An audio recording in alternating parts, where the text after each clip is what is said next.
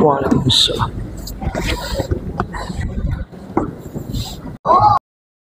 Waalaikumsalam.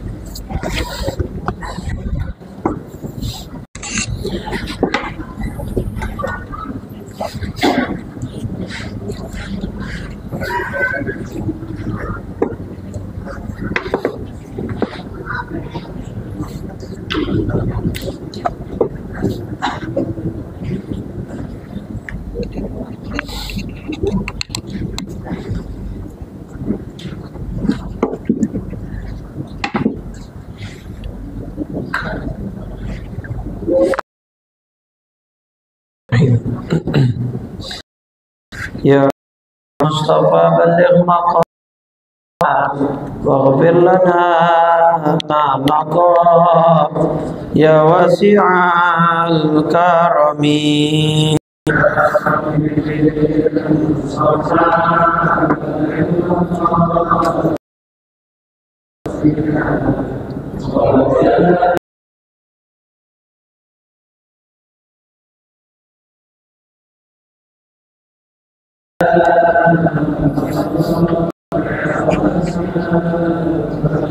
Lam yahtalim qattu taha mutlaqan abada wa ma taza'aba aslan fi mada zamani.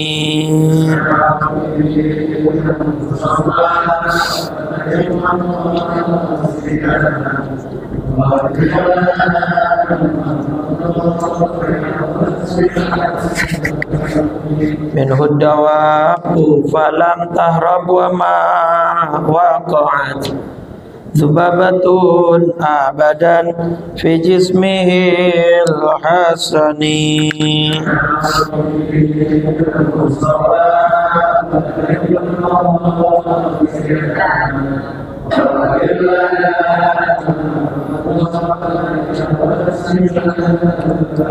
وقلبه لم ينم والعين قد نعست ولا يرى ظله في الشمس ذو فاطن.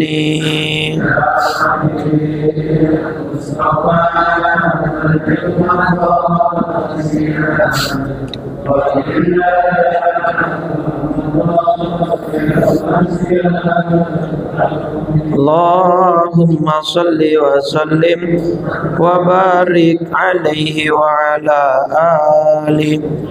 الفاتحة إلى روح رسول الله سيدنا محمد بن عبد الله وعلى آله وصحبه ومن والاه وجميع أولياء الله وأصفياء الله خصوصا ساداتنا أبي بكر وعمر وعثمان وعلي وعن بقية الصحابة والتابعين وتابع التابعين ومن تبعهم بإحسان إلى يوم الدين وعلينا معهم وفيهم برحمتك يا أرحم الراحمين. ثم إلى روح المهاجر إلى الله أحمد بن عيسى والأستاذ العظم الفقيه المقدم محمد بن علي بعلوي والشيخ عبد الرحمن بن محمد الثقاف وأولاده الجميع وإخواني الجميع. ثم إلى روح صاحب راتب قطب الرشاد وغوث العباد والبلاد الحبيب عبد الله بن علوي الحداد وصولهم وفروعهم. ثم إلى روح مؤلف هذا الكتاب الشيخ يحيى بن شرف هذا الكتاب الشيخ يحيى بن الشيخ جامع المسلمين. ثم إلى روحهم ثم إلى من علماء والكلنر جميعا. ثم إلى أرواح أمواتنا وأمواتكم وأموات المسلمين أجمعين. أن الله الكريم تغشانا تغشاه من رحمة والمغفرة ويعيننا تغشاه من رحمة والمغفرة ويعيننا تغشاه من رحمة والمغفرة ويعين عليه والمنوح والروح وإلى حضرة النبي الفاتحة. أعوذ بالله من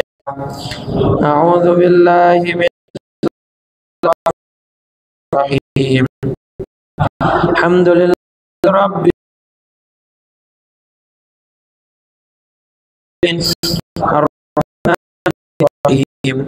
Maliki yaumiddin Iyyaka na'budu wa iyyaka nasta'in Ihdinas siratal mustaqim an'amta 'alaihim ghairil an'amta 'alaihim ghairil maghdubi 'alaihim waladdallin. Amin. Bismillahirrahmanirrahim. Nawaitu ta'alluma wa ta'lima wa ta'lima wa tadhakkura wa naf'a wa intifa wal ifadata wal istifadata wal hatha ala tamassuki bi kitabillahi wa bi sunnati rasulillahi sallallahu alaihi wasallam ilal huda ibtigha'a wajhillahi wa qurbihi.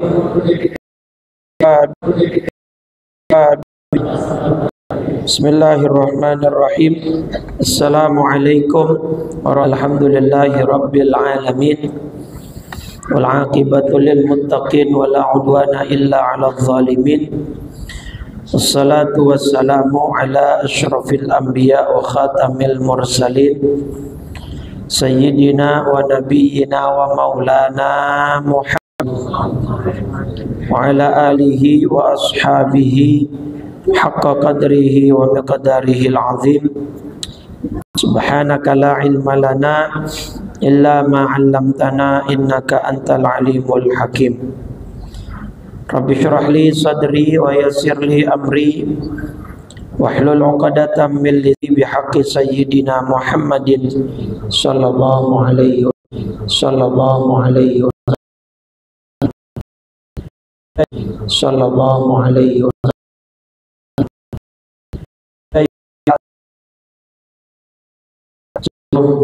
DKM Jami Nurul Amal Bapak Maghrib rahimakumullah. Alhamdulillah di bulan Dzulhijjah, mudah-mudahan banyak ibadah yang kita bisa lakukan sehingga banyak pahala yang bisa kita dapatkan, dan mudah-mudahan Allah berikan kita sehat walafiat, panjang umur, taufik dan hidayah serta rizki yang berkah untuk kita bisa menggunakannya dalam beribadah dan mencukupi kebutuhan sehari-hari kita. Shalawat teriring salam tak lupa senantiasa kita curah limpahkan pada junjungan kita baginda Nabi besar Muhammad sallam serta seluruh keluarga, sahabat dan pengikutnya hingga yaumil qiyamah. Mudah-mudahan kita semua tergolong dari umatnya yang kelak mendapatkan syafaat dari baginda Rasul sallallahu alaihi wasallam. Amin ya rabbal. Masuk bab 6 ya. Takwa. Riyadhus Shalihin kan? Ya, kita masuk bab 6, bab takwa. Kemarin terakhir yang di sini, kemarin. Bismillahirrahmanirrahim.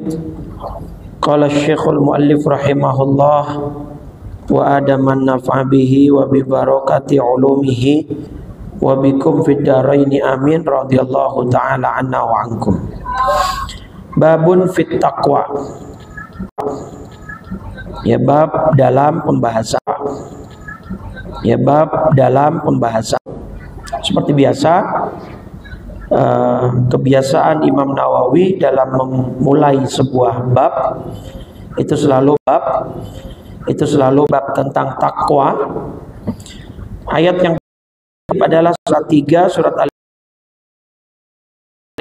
Bismillahirrahmanirrahim. Qala Syekhul Muallif rahimahullah wa adaman naf'a bihiman.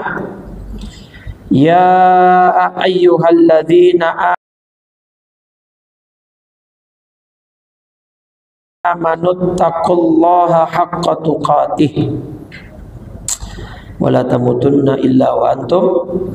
Lanjutan ayatnya, wahai orang yang beriman, bertakwalah kepada Allah dengan sebenar-benarnya takwa. Gitu ya. Jadi yang diseru nih orang beriman. Yang diperintah adalah ini ada indikasi kuat atau menjelaskan dengan terang dan jelas orang yang beriman belum tentu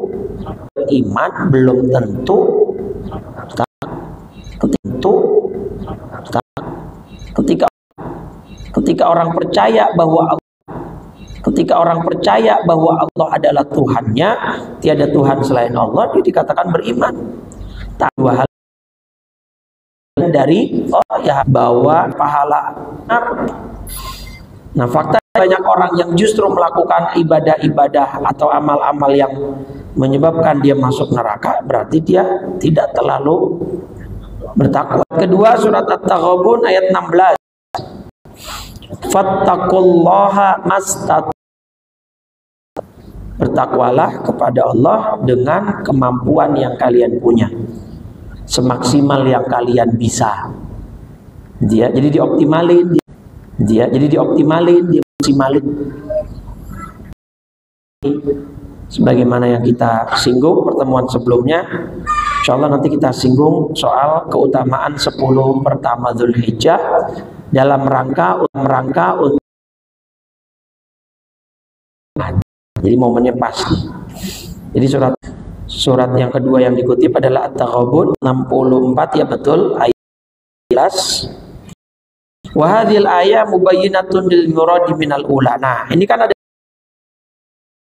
pembahasan 2 dan At-Taghabun ayat 16. Nah, ayat-ayat berikutnya adalah penjelas dari maksud ayat-ayat yang 2 tadi. Yang berikutnya ini ada 1, ini 2. Nah, ayat berikutnya ini A, ya. Kemudian nanti ada B, C, gitu ya. Nah, itu ayat menjelaskan tentang takwa itu gimana. Pertama surat Al-Ahzab. Surat Al-Ahzab itu surat 33 apa 31? 33, ya. Ayat 70. Qala Allah Ta'ala, Allah berfirman, ya ayyuhalladzina amanu taqullaha wa qulu qawlan sadida. Nah, di antara ciri takwa itu adalah orang yang selalu berkata dengan perkataan yang benar, sadid. Ya, wa qulu qawlan sadida, dan berkatalah dengan ucapan yang benar. Ucapkanlah perkataan yang benar. Kalau emang kagak halal, ngomong kagak halal. Nyambung gak ini? Yang di Solo. Bukan yang itu, tapi yang non halal ini mah. Iya, dari tahun berapa dia jualan tuh? Nggak jujur. Iya nggak? Ya memang hukum orang yang sudah kadung makan karena memang ketidaktahuan, nggak ada masalah, nggak dosa. Cuman poinnya adalah ketidakjujuran dalam menyampaikan produk. Di Jepang itu Bapak Ibu, misalnya ada kemasan jajanan, ciki kayak snack, itu ukuran yang ada di gambar labelnya dengan ukuran snack aslinya harus persis sama. Paham nggak? Misalkan snack bentuknya bulat atau kotak, diukur ke label yang ada di bungkusnya. Kalau ukurannya beda, itu perusahaan bisa bermasalah. Tuh, kalau di kita kan lain, iklannya lain, isinya lain. Lah momogi udah tinggal segini, momogi. Iya, memang itu mah kena penyusutan, kena inflasi itu. Iya. Di US waktu itu ada kasus KFC digugat sama seorang karyawati gara-gara dia beli chicken bucket, ayam doang yang dalam ember tuh, yang isinya 10 piece atau 15 piece. Itu dia beli, KFC digugat. Kenapa? Karena di iklannya sama di bannernya itu ayam mumbung sampai tinggi, sampai penuh. Begiliran dia dapat, dia beli nggak penuh, digugat, menang itu karyawati di pengadilan, KFC dituntut ganti rugi. Itu bicara soal apa, perlindungan konsumen, Pak. Apalagi ini kasusnya berkaitan dengan akidah dan syariat agama lain. Masalah halal tidak halal kan sudah resiko paling tinggi gitu. Harusnya sih dipidana, harusnya untuk menimbulkan efek jera bagi UMKM yang lain biar nggak berbuat curang yang serupa. Mungkin kalau dia takut kalau ngomong non halal, takut nggak laku kan begitu. Sedangkan pangsa pasar dia kebanyakan orang Islam Muslim. Nah ini nggak boleh dibiarin, harus dihukum supaya menimbulkan efek jera begitu. Nah ini waqulu qaulan sadida, ya karena memang ya pelaku pemiliknya, ownernya bukan Islam kan ya, non Muslim. Nah iya gitu. Jadi itulah memang harus ditegakkan, nggak bisa dibiarkan seperti itu. Nah ini ciri bertakwa itu, ucapkanlah perkataan yang benar gitu. Kalau emang nggak halal, ngomong nggak halal. Kalau emang halal ya bilang halal. Kalau emang asli ya asli ngomong. Kalau emang palsu ya ngomong palsu. Apaan emang? Madu kan banyak madu yang kagak asli, Bang. Ya Allah, itu ciri takwa, Pak ya. Adalah berkata yang benar. Baik. Kemudian selanjutnya wal ayatu fil amri bittaqwa katsiratun ma'lumah, dan ayat di dalam urusan perintah bertakwa itu sangat banyak dan sangat sudah maklum. Nah, ayat selanjutnya menjelaskan buah dari takwa. Surat At-Tolaq, surat 65 ayat 2 dan 3, atau biasa kita sebut ayat 1000 ribu, Bapak.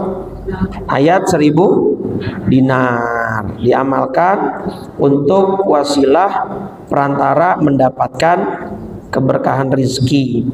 Itu adalah akhir ayat kedua surat 65 surat At-Tolaq sampai ayat ketiga. Wa may yattaqillaha yaj'al makhraja, dari arah yang wahasbu innallaha baligh.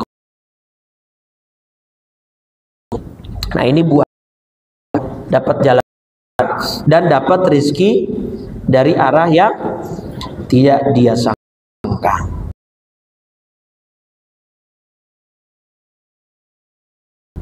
Terus surat Al-Anfal surat 8 ayat 29. Wa qala ta'ala, Allah berfirman, in tattaqullaha yaj'al lakum furqana wa yukaffir ankum sayyiatikum wa yaghfir lakum wallahu dzul fadlil azim. Kita buka surat 8 surat Al-Anfal ayat 29. Ini juga buah dari takwa.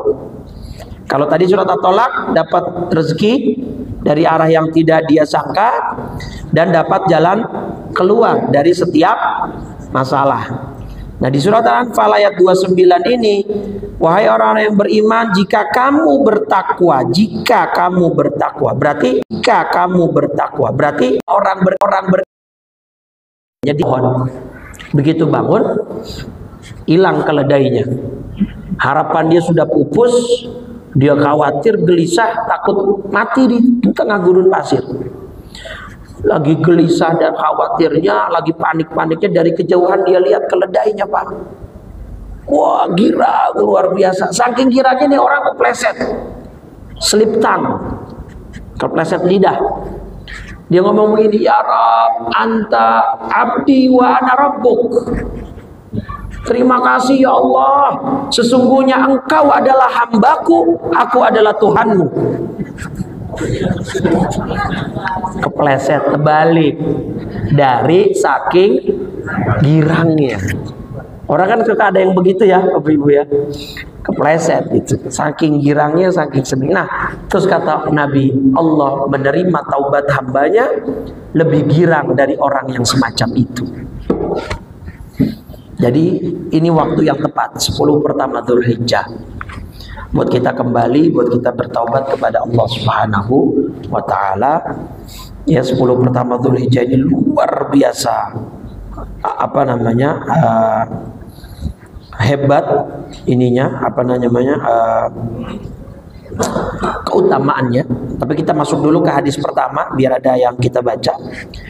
Fal awwalu an Abi Hurairah radhiyallahu an. Hadis pertama dari Abu Hurairah, semoga Allah meridhoinya. Qala, beliau berkata, qila, ditanya, ya Rasulullah, man akramun nas, siapa sih orang yang paling mulia?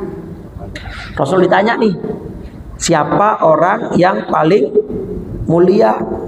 Apakah orang yang kulitnya hitam, yang kulitnya putih, yang hartanya banyak, yang jabatannya tinggi, apa yang gimana gitu ya? Terus qala atqahum, yang paling bertakwa, kata Nabi. Nabi enggak menyebut gender, enggak menyebut suku, enggak menyebut ras, enggak menyebut leveling jabatan, enggak menyebut kasta, ya, enggak menyebut kasta ekonomi, kasta nasab, apakah darahnya darah biru atau darah lawan darah biru, enggak ada ya, enggak. Nabi enggak nyebut itu semua, cuman satu kategorinya takwa, yang paling takwa itu yang paling mulia. Mau hidungnya mancung, mau hidungnya pesek, mau gimana bentukannya, kalau dia yang paling bertakwa kepada Allah, maka dialah yang paling mulia di sisi Allah Subhanahu wa ta'ala. Itu sesuai surat apa? Al-Hujurat, surat ke-49. Inna akramakum indallahi atqakum, sesungguhnya yang paling mulia di sisi Allah adalah orang yang paling takwa, ya. Orang yang paling mulia di antara kamu di sisi Allah adalah orang yang paling bertakwa, ya. Walaupun inilah kadang-kadang makanya ajaran Islam itu kita nggak boleh ngeremehin orang hanya karena penampilan. Berapa banyak orang yang justru di sisi Allah mulia, tapi secara penampilannya di sisi manusia nggak direken, paham nggak? Nggak direken, nggak dihitung, nggak dianggap, ya, sama manusia malah dianggap apa? Hina, ya. Nah, surat Hud surat 11 ayat 31 menjelaskan itu. Surat Hud surat 11 ayat 31. Dan aku tidak mengatakan kepadamu bahwa aku mempunyai gudang-gudang rezeki dan kekayaan dari Allah, dan aku tidak mengetahui yang gaib, gitu ya. Ini jawaban Nabi Nuh nih kepada kaumnya. Saya nggak bilang kok, kata Nabi Nuh, saya punya gudang-gudang rezeki. Saya juga nggak bilang, ya, dan aku tidak mengetahui yang gaib. Saya nggak bilang saya bisa tahu yang gaib, dan saya juga nggak ngomong mengatakan bahwa sesungguhnya aku adalah malaikat, enggak. Dan aku juga nggak ngomong kepada orang yang dipandang hina oleh penglihatanmu bahwa Allah tidak akan memberikan kebaikan kepada mereka. Jadi kata Nabi Nuh ini, saya nggak beda-bedain orang. Ada orang nih yang kalian anggap hina, saya nggak pernah ngomong ke dia, kamu nggak bakal dapat apa-apa dari Allah. Enggak. Semua orang di mata Allah maknanya sama, gitu ya, bisa dapat apapun yang memang dia kejar, gitu kan. Ini dia tazdari a'yunukum, ya, wala qulu lilladzi tazdari a'yunukum la yu'tiyahumullahu khaira Allahu a'lamu bima fi anfusihim. Allah lebih mengetahui apa yang ada pada diri mereka. Innani idzal laminadh zalimin, sungguh jika demikian aku benar-benar termasuk orang yang zalim. Ini jawaban Nabi Nuh kepada kaumnya, ya, ketika kaumnya tidak mau menerima dakwahnya. Oke. Nah, jadi ya memang ada orang-orang yang dianggap hina, dianggap sepele oleh orang lain, tapi sekali dia ngangkat tangan, doanya langsung dijawab oleh Allah Subhanahu wa taala. Ada orang-orang begitu, Bapak Ibu. Ya, makanya kita nggak boleh ngapain? Nggak boleh. Nah, ini dia dalil hadisnya, Bapak Ibu. Nggak boleh merendahkan orang lain biarpun penampilannya kayak apapun. 3854 hadis Sunan Tirmidzi. Kata Nabi gini, kam men Ash'atha aghbara dzitimrain la yu'bahu lahu. Berapa banyak orang yang bajunya lusuh, kusut, rambutnya berantakan, dzitimrain, dia cuma punya baju dua. Artinya apa? Susah, miskin, hina di tengah masyarakat, la yu'bahu lahu, kehadirannya tidak dianggap oleh masyarakat yang lain. Tapi lau aqsama 'ala Allah, kalau dia bersumpah atas nama Allah, la abarrahu minhum, Allah akan mengabulkan langsung permintaan dia. Allah akan mengabulkan langsung sumpahnya dia. Minhum, di antara mereka siapa? Al-Barra' bin Malik. Ada sahabat namanya Barra' bin Malik, itu termasuk golongan orang-orang yang semacam itu. Di masyarakat nggak dianggap, ya, mungkin miskin, secara kasta rendah, dihina, dikucilkan, tapi kalau dia doa, dia angkat tangan, dia bersumpah atas nama Allah, nggak mungkin Allah nggak ngabulin. Salah satunya Barra' bin Malik namanya. Nah, kita nggak tahu, Pak, siapa di antara kita yang begitu. Boleh jadi di sini ada yang lebih bertakwa kepada Allah daripada yang lain, dan pasti level takwa kita beda-beda, dan sudah pasti belum tentu saya.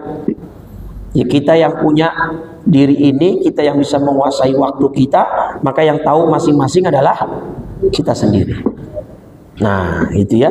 Jadi jangan pernah meremehkan orang lain. Faqalu, sahabat kemudian ngomong lagi, laisa an hadza nas'aluka, bukan itu yang kami tanya ya Rasul. Maksudnya sahabat ini, sahabat nanya bukan kriterianya, tapi specifically orang ini siapa nih yang paling mulia nih. Qala fa Yusuf nabiyullah, maka di antara yang mulia itu adalah Nabiullah Yusuf ibnu Nabiillah, beliau putranya Nabi Allah, ibnu Nabiillah, cucunya nabinya Allah, ibnu Khalilillah, dan cicitnya nabinya Allah, Khalilullah, Nabi Allah Ibrahim. Karena nasabnya Nabi Yusuf bin, udah sering nih saya tulis nih, Yusuf bin Yakub bin, ayo yang bisa jawab, di bawah ada sepeda punya Pak Jiwarto.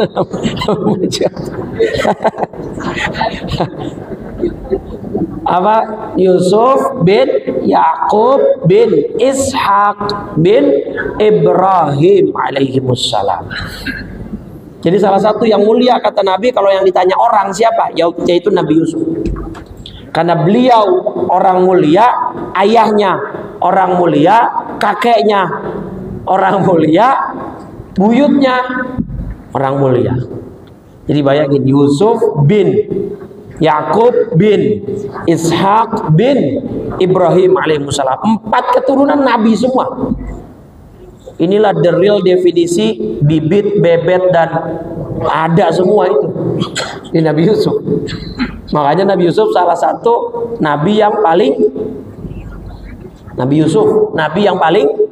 ganteng. Wajar orang ke atasnya nabi semua. Sudah begitu, Nabi Ishak yang merupakan kakeknya Nabi Yusuf kan anaknya dari Sarah, istrinya Nabi Ibrahim yang Sarah. Dan Sarah itu sepakat para mu'arrikhin, para sejarawan, bahwa Sarah adalah wanita tercantik di masanya. Tuh. Jadi pantas gak Nabi Yusufnya ganteng? Nah, makanya perempuan lagi hamil disuruh banyak-banyak baca biar anaknya ganteng kayak Nabi Yusuf. Kagak mungkin. Saya bilangin aja, kagak mungkin. Larang bapaknya begitu. Mengharapkan Nabi Yusuf. Kan usaha Ustadz ya, kagak mungkin jauh deh, nanya udah kejauhan, tergantung cetakan kok. Niatnya salah, supaya anaknya imannya, takwanya sekuat dan setinggi Nabi Yusuf. Bukan gantengnya, kalau gantengnya mah kagak. Ya gimana ya, ngomongnya bagaimana ngomongnya. Oke dah. Terus sahabat ngomong lagi, qalu laisa an hadza nas'aluka, bukan itu juga ya Rasul yang kami tanyakan. Qala fa'an ma'adinil Arab tas'aluni, apakah kamu bertanya, maksudnya orang yang di era-era Arab pertama sebelum diutusnya aku, itu kan yang kamu tanya. Nah, maka kata Nabi, khiyaruhum fil jahiliyah khiyaruhum fil Islam idza faquhu. Maka orang-orang yang ketika di jahiliyah kemudian dia masuk Islam dan semuanya yang dia lakukan itu baik, maka merekalah orang yang terbaik di sisi Allah. Jadi maksudnya Nabi nggak memperdulikan masa-masa jahiliyah kalian. Kalau kalian udah taubat, kalau kalian udah berubah, kalau kalian udah kembali kepada Allah, udah, insya Allah kalian juga termasuk orang yang terbaik di sisi Allah. Ya, poinnya adalah takwa. Nah, ini udah malam kedua Dzulhijjah. Karena rebonya kemarin udah masuk tanggal 1.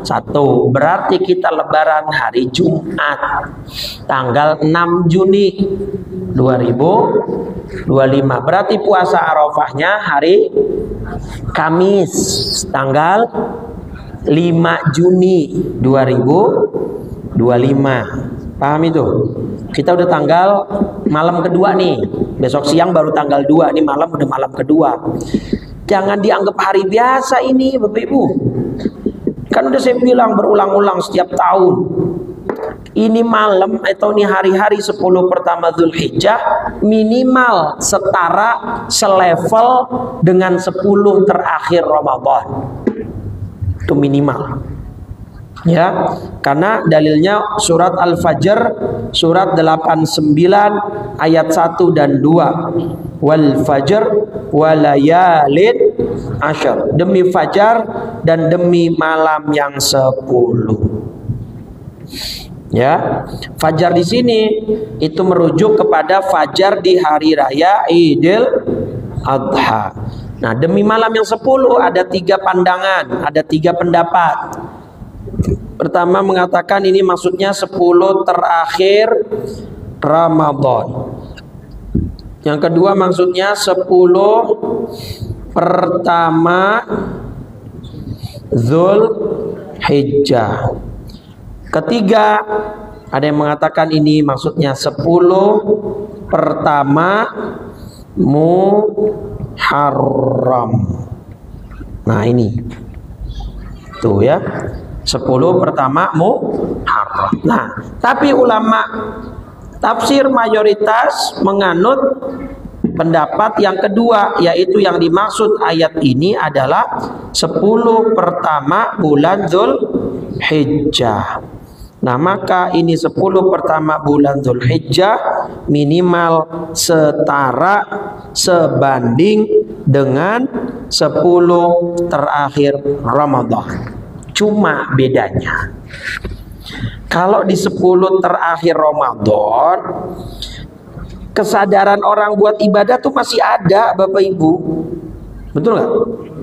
Karena bulannya masih Ramadan, siangnya masih puasa, malamnya taraweh, bahkan sebagian orang tambah dengan etikaf.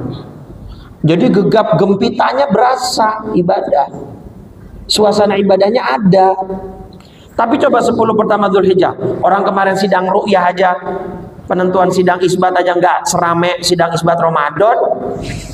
Kalau sidang isbat Ramadan kan ditungguin ya, ditontonin tuh TV. Sampai kemarin lama banget, mohon jam 7:30 lewat baru diumumin, karena nunggu yang di ujung. Ditungguin, tapi Dzulhijjah kemarin kagak ada.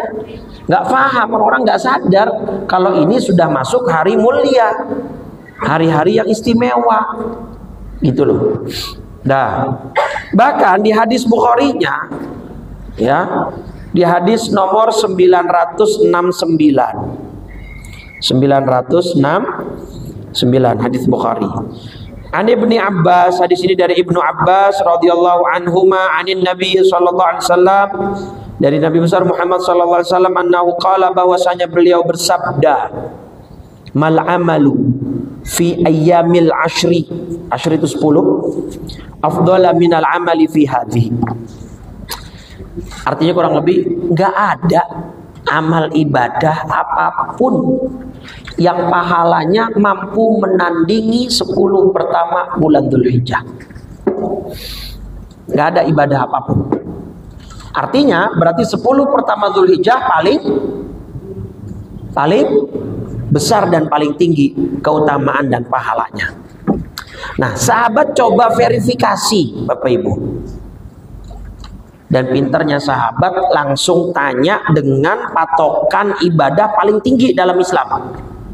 Kan kata Nabi nggak ada nih yang bisa ngalahin 10 Dzulhijjah, nggak ada nih. Langsung dipasang pertanyaan dengan ibadah yang paling tinggi dalam Islam. Qalu walal jihad. Apakah termasuk jihad? Tidak mampu mengalahkan pahala 10 pertama bulan Dzulhijjah ya Rasul? Qala, dan Nabi menjawab, walal jihad. Jihad pun tidak mampu mengalahkan pahala 10 pertama Dzulhijjah. Dahsyat nggak Bapak Ibu? Jihad. Jihad Bapak Ibu. Tahu nggak jihad? Nih. Ini diam aja ditanya, banyak kayak orang belum makan. Jihad apa jihad? Perang.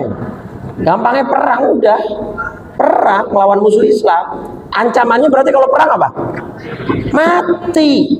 Itu pun nggak bisa ngalahin pahala 10 pertama Dzulhijjah. Illa, kecuali ada satu kondisi. Jihad itu mampu mengalahkan pahala 10 pertama Dzulhijjah. Jihad yang gimana? Rajulun kharaja yukhatiru binafsihi wa malihi. Orang itu keluar rumah membahayakan nyawanya, artinya dia ikutan perang, dan membawa seluruh hartanya, artinya dia nyumbang. Dianya ikutan, hartanya disumbangin. Falam yarji' bi syai'in. Ketika dia pulang selesai perang, dia nggak bawa dua-duanya. Maksudnya dianya mati syahid, hartanya habis. Itu baru kondisi jihad yang bisa ngalahin pahala 10 pertama Dzulhijjah. Bayangin. Maka di malam pengajian kita beda dengan pengajian yang kemarin. Insya Allah pahalanya lebih besar. Karena kita sudah di 10 pertama bulan Dzulhijjah, pahalanya lebih besar. Karena pahalanya lebih besar, maka kreseknya lebih besar. Kreseknya doang, Pak. Isinya mas sama. Nah, jadi ini hari-hari mulia, ini hari-hari istimewa. Di banyak tempat orang nggak sadar, di banyak tempat orang nggak paham. Maka di malam ini Bapak Ibu dipilih oleh Allah untuk mengikuti pengajian ini supaya Bapak Ibu paham dan lebih mendekat kepadanya, supaya Bapak Ibu bisa lebih bertakwa, supaya Bapak Ibu bisa lebih tinggi derajatnya di sisi Allah Subhanahu wa taala, gitu ya. Jadi jangan dianggap biasa. Ibadah apapun Bapak Ibu, zikirnya tambahin. Biasanya mungkin sehari 100, tahlil 100, tasbih 100, tambahin jadi pego kayak 200. Iya. Baca Quran. Biasanya 1 juz sehari. Ya udah zaman Nur Amal sih udah jangan ditanya udah. Baca Qurannya zaman Nur Amal jangan ditanya. Ya, pokoknya jangan deh. Tambahin dah pokoknya, tambahin selembar kayak, tambahin 2 lembar. Sedekah infak biasanya berapa? Goceng 10.000. Tambahin siapa 1.000. Itu nggak apa-apa, yang penting nambah. Nah, khususnya buat bapak-bapak, ntar di hari 9 Dzulhijjah, yang mana itu berarti jatuhnya hari Kamis depan, tambahin uang belanja. Sunnah untuk tausiatul iyal, karena di situ kita puasa, banyakin makanan, lebihin buat buka puasa. Syukur-syukur jalanin apa yang Nabi suruh. Masak sayur godok kan buat lebaran. Masak sayur godok, sayur labu, sayur apa buat ketupat, banyakin. Nah, banyakin. Udah pada pinter dah. Kalau sayur godok nggak bening insya Allah, santan soalnya. Sama petenya dah kasih dah, jangan kuah doang. Sama pete. Bagiin ke mertua, orang tua, tetangga kanan kiri depan belakang. Insyaallah kan mereka puasa tuh. Usahain mereka buka puasa pakai makanan yang kita kasih. Makanya dari pagi ngomong, "Mak, jangan masak buat buka. Jangan masak buat lebaran, biar saya yang masakin. Biar saya yang belanjain. Kalau enggak belanjain mentahnya aja dah, emaknya yang masak. Kalau mereka gak bisa masak, modalin gitu kan. Mak, nggak usah beli ayam, saya yang beli ayam. Nggak usah beli ini gitu, masak banyakin sunnah. Tapi bagi-bagi, banyakin tapi buat bagi masak ke ayamnya. Jangan ngarepin daging besok. Lah tetap masak daging tanggal 9. Apa ayam, apa bebek, jangan besok udah dapat daging ini. Kalau gue masak daging sekarang kebanyakan nih mubazir. Nah jangan begitu pikirannya. Masaknya buat hari ini, besok mah besok. Ya, beli secukupnya gitu, maksudnya untuk dibagi-bagi gitu ke tetangga kanan kiri depan belakang. Udah, semuanya makan, buka puasa, cakep. Tambah cakep lagi kalau nyampe muara. Jadi puasa Arafah nih Bapak Ibu, puasa Arafah jangan sampai kagak nih. Di hadis Muslim 1152 sebenarnya emang kalau ditanya kan suka banyak pertanyaan, Ustaz boleh nggak sih puasa dari tanggal 1? Boleh, kalau bicara boleh. Cuman ulama khawatir kalau ada orang puasa dari tanggal 1 ntar malah tanggal 9-nya keburu loyo, keburu males, keburu capek, keburu bosen. Yang ada 89 taruh ya Arafah malah kagak. Nah kebalik. Boleh mau 2 hari, 3 hari, 4 hari. Cuman udah saya pahitin aja dah, sehari aja tanggal 9 dah. Roman-romannya muka-mukanya kagak ada harapan ini mah. Udah gak usah pakai insya Allah 2 hari, sehari aja udah. Tapi usahain sehari ini. Ya, udah saya kagak nyuruh 2 hari, 3 hari, sehari aja dah. Hari Kamis tanggal 9 Dzulhijjah. Itu hari Arafah. Kalau sehari kagak juga, kagak usah ngaji besok. Emang kita tujuan ngaji buat apa? Ngaji itu biar yang tadinya kagak tahu jadi tahu. Ketika udah tahu dikerjain. Bener gak? Lah kalau mau ngaji terus kagak dikerjain mau ngapain? Ngambil beseknya doang. Dah sehari aja, dah sehari, pahitin dah sehari aja udah. Nah tanggal 9 Dzulhijjah hari Kamis, kalau mau nambah ya sendiri-sendiri masing-masing. Itu kata Nabi, siyamu yaumi arafata ahtasibu ala Allah ayyukaffiras sanah allati qablah was sanah allati ba'dah. Puasa hari Arafah 9 Dzulhijjah itu menghapus 2 tahun dosa. Setahun dosa yang lalu dan setahun dosa yang akan. Bahkan kalau dia ngelihat kesempatan ini nggak ada uzur terus dia tinggalin, bodoh Pak. Kalau nggak ada uzur ya, bahasan saya kalau nggak ada uzur nih, nggak sakit, nggak musafir, nggak segala macam, sehat walafiat di rumah, makanan ada segala macam cukup, duit punya, nggak ada alasan dah buat nggak puasa. Dia nggak puasa, bodoh. Kenapa? Karena dia menyia-nyiakan. Lah 2 tahun dosa Pak diampuni sama Allah. Nah ibarat kayak program penghapusan pajak itu, pemutihan. Iya kan ke Jawa Barat lagi ada pemutihan Samsat langsung pada rame di Jawa Barat. Kenapa? Mau menggunakan kesempatan sebelum periodenya berakhir. Lah ini kita ada pemutihan dari Allah, dosa kita diampunin 2 tahun. Nah cuman ada catatan dari ulama, ada 2 catatan. 1, dosa yang diampunin dosa kecil. Ya memang ada ulama yang mengatakan ngapain dibatas-batasin, Allah kan rahmatnya luas. Tapi ulama perlu membatasi supaya orang tidak menganggap remeh dosa besar. Kalau dia bisa buat ngapus dosa besar, orang akan udah gitu saja, udah kita diampunin kok, ngeremehin dosa besar. Nah dan dosa besar SOP-nya harus pakai apa? Taubat, harus taubat dulu. Nah catatan kedua, hadis ini jangan dijadikan tameng. Maksud saya, misalkan ada orang begini, Ustaz, ini kan dosa kita udah diampunin nih tadi, setahun yang akan datang nih. Kalau kagak dipakai sayang dipocor Ustaz, angus dah. Kalau gitu kita bikin dosa aja dah kecil-kecilan Ustaz. Lah, nggak boleh. Ini bukan konteksnya untuk yang disengaja.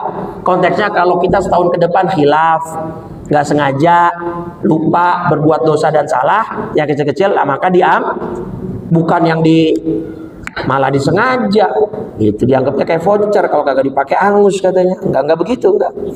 Dah, maka puasa 1 hari. Nah, entar tanggal 10-nya, cuman karena ini hari Jumat ya, biasanya pengurus banyak yang geser ke hari Sabtu. Di sini juga Sabtu juga. Iya, emang karena terkendala sama sholat Jumat gitu. Tapi ya kalau bicara afdol, memang afdolan di tanggal 10 sebenarnya. Nah, karena hadisnya kata Nabi begini di Tirmidzi.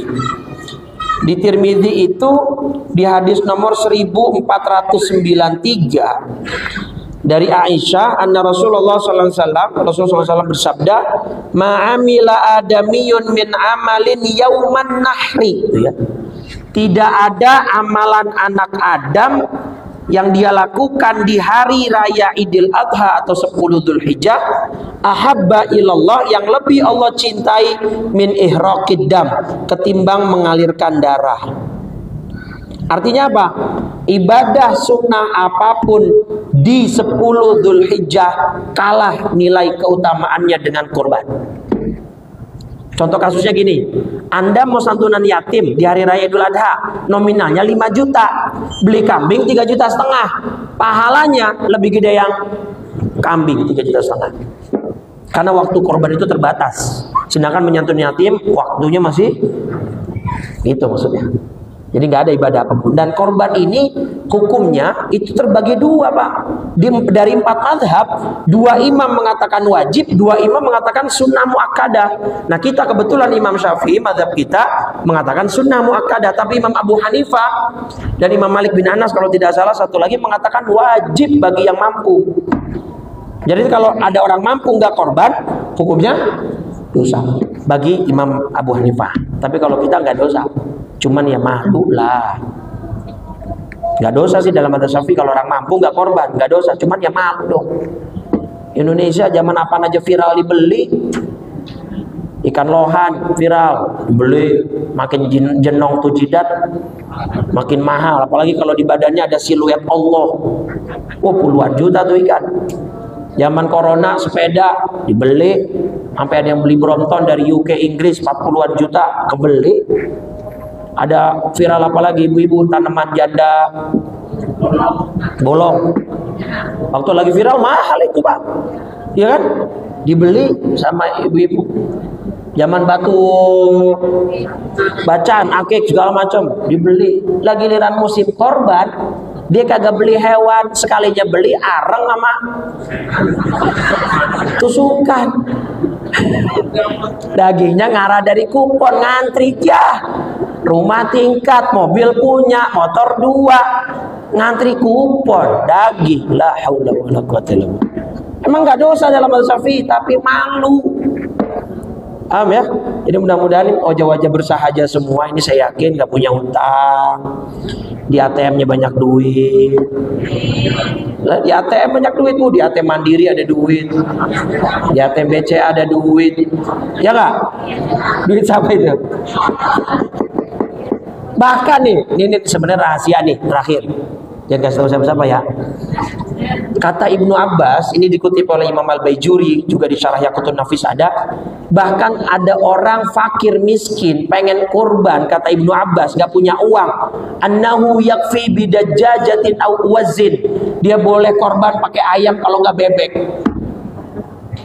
Karena konteks hadisnya yang penting ada ayam dipotong ada darahnya, bebek ada darahnya, tapi tetap nggak boleh dipakai. Itu pendapat pribadinya Ibnu Abbas, nggak boleh dipakai nih. Sekali lagi saya tegesin, jangan habis ini pada bikin status WA.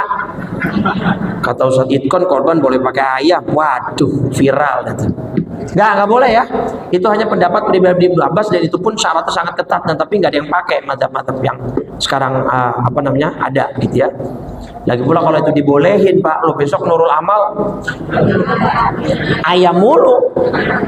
Nih Pak Jago, saya nitip ayam ya. Saya pesen pala, ceker, dada, sama paha. Semuanya dibawa.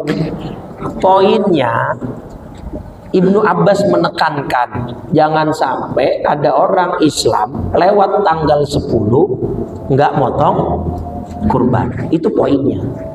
Yang penting ada darah yang dari saking pahalanya begitu besar. Ayo ya kita usahain. Insya Allah diganti sama Allah. Yakin nggak? Yakin nggak diganti sama Allah? Nih satu ayat nih, dicamkan dalam hati, catat, apalin kalau perlu. Surat Saba surat 34 ayat 39. Wa ma anfaqtum min syai'in fahuwa yukhlifu. Dan apa saja yang kamu infakkan, Allah akan menggantinya. Saya udah pernah bahas bedanya infak dengan sedekah. Kalau sedekah itu kata umum, bisa meliputi infak, bisa meliputi zakat. Makanya kan surat At-Taubah ayat 60 tentang masharifuz zakat, innamas shadaqatu lil fuqara. Kalimat konteksnya sedekah katanya. Jadi sedekah itu bisa berbentuk harta, bisa tidak berbentuk harta. Ada hadis kan? Tabassumuka fi wajhi akhika sedekah. Senyummu di hadapan saudaramu sedekah. Kalimat thayyibah, tahlil mengandung sedekah. Jadi sedekah lebih umum. Bisa berbentuk materi dan non materi. Bapak Ibu nolongin orang, bantuin bawaan barang, sedekah, itu kan. Nah tapi kalau infak itu spesifik, berarti bicara harta. Nah apa yang kamu infakkan termasuk kurban besok. Itu masuknya kategori infak di jalan Allah buat orang-orang yang mungkin kesulitan makan daging, gitu ya. Dan kita pun sunnah untuk makan dagingnya. Yang korban jangan, ini kan biasanya dipisahin ya sama panitia. Pak Haji ini jatah korbannya, nggak usah, udah lu bagiin aja sama yang lain. Yang begitu sunnah bagi yang berkurban makan dagingnya.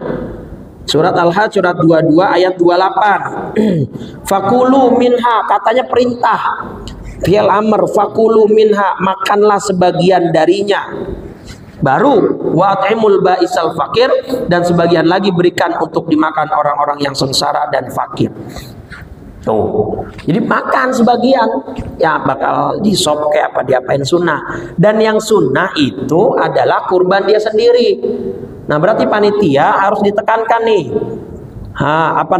pelaksanaannya. Kambing kan biasa dilabelin kambingnya si A, maka nanti daging buat si A harus dari kambing itu, korbannya dia sendiri. Nah ini kadang-kadang dia korbannya kambing, dapat jatahnya dari panitia sapi, kagak dapat sunahnya, walaupun boleh tapi nggak dapat sunahnya. Yang sunnah itu si pekurban makan daging kurbannya. Panitia bawain dagingnya korbannya kambing, yang bawainnya kambing. Yang pekorban juga tahu diri, jangan pakai nawar. Gua kagak mau kambing, maunya sapi. Lalu kan korbannya kambing, pakai nawar sapi gitu. Itu biar dapat sunnahnya. Boleh sih, boleh makan, cuman sunnahnya ya dia memakan hewan yang punya dia sendiri gitu ya. Baik, mungkin itu ya kaitan tema takwa kita di bab ke-6 Riyadhus Shalihin ini ya, dengan posisi kita saat ini di 10 pertama Dzulhijjah. Kesempatan emas jangan disia-siakan untuk kita meningkatkan ketakwaan kita di hadapan Allah Subhanahu wa taala dengan cara kita mengisi 10 pertama Dzulhijjah ini dengan sebaik-baiknya. Mudah-mudahan Allah berikan sehat, panjang umur, Allah berikan rezeki ya untuk bisa kita korban tahun ini, insya Allah. Baik, catat ya, berarti hadis pertama ya. Besok kita lanjut ke hadis yang kedua di bab takwa. Bismillahirrahmanirrahim. Assalamu alayka ya Rasulullah. Assalamu alayka ya Aba Fatimah. Assalamu alayka ya Jaddal Hasan. Assalamu alayka ya Jaddal Husain. Assalamu alayka ya Jadda Zainab. Assalamu alayki ya Sayyidah Fatimah binta Rasulillah. Assalamu alayki ya Ummal Hasan. Assalamu alayki ya Ummal Husain. Assalamu alayki ya Umma Zainab. Assalamu alayki ya Ummal Mu'minin. Ya Sayyidah Khadijah binta Khuwailid. Assalamu alayki ya Umma Fatimah. Assalamu alayki ya Umma Rasulillah. Ya Sayyidah Aminah binta Wahbin. Assalamu alayka ya Amiral Mu'minin. Ya Ali ibn Abi Talib. Assalamu alayka ya Abul Hasan. Assalamu alayka ya Abul Husain. Assalamu alayka ya Aba Zainab. Assalamu alaikum ya ummata Muhammad fi masyariqil ardi wa magharibiha al-ahya'i minkum wal amwat wa rahmatullahi wa barakatuh. Afdalu ma qultuhu ana wan nabiyuna min qabli la ilaha illallah la ilaha illallah la ilaha illallah Muhammadur Rasulullah sallallahu alaihi wasallam. Kalimatu haqqin 'alaiha nahya wa 'alaiha namut wa biha nub'athu insyaallah ta'ala minal aminin. Alhamdulillah rabbil alamin. Allahumma shalli ala sayyidina Muhammadin wa ala alihi washabihi ajma'in. Allahumma inna nas'aluka al-huda wat tuqa wal 'afafa wal ghina. Allahumma ati nufusana taqwaha wa zakkiha anta khairu man zakkaha anta waliyuha wa maulaha bi rahmatika ya arhamar rahimin. Ya muqallibal qulub tsabbit qulubana wa quluba auladina wa banatina wa auladina ala dinika wa ta'atika bi rahmatika ya arhamar rahimin. Ya muhawwilal hawli wal ahwal hawwil ahwalana ila sadil hal. Allahumma inna nas'aluka husnal khatimah wa na'udzubika min syarril aqibati wa su'il khatimah. Rabbana atina fid dunya hasanah wa fil akhirati hasanah wa qina adzabannar. Sallallahu ala sayyidina Muhammadin wa ala alihi washabihi wasallam walhamdulillahi rabbil alamin. Subhanakallahumma wa bihamdika asyhadu an la ilaha illa anta astaghfiruka wa atubu ilaika. Assalamualaikum warahmatullahi wabarakatuh.